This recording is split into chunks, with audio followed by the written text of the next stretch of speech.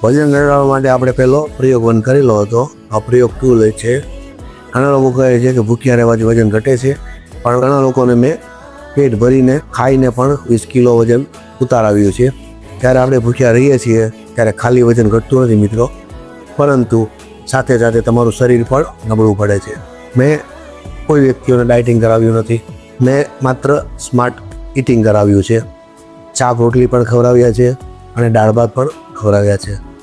બસ એને ખાવાની રીત બદલી નાખી છે અને આ 3 નિયમો ફોલો કરવાનું શરૂ કરાવ્યું છે. તો પહેલો નિયમ છે કે જમતા પહેલાં એક મોટું બાઉલ લઈને એમાં આપણે ખાલી સલાડ જ ખાવાનું છે.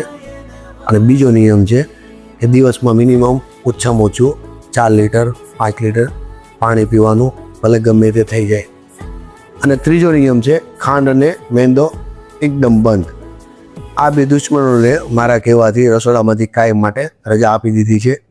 અને જો મારા કહેવાથી ભૂખ્યા રહ્યા વગર 20 કિલો વજન અથવા પ્લસ ઘટાડી શકે છે, તો મિત્રો તમે કેમ નહીં ઘટાડી શકો? રામ રામ, જય શ્રી રામ, ભારત માતા કી જય.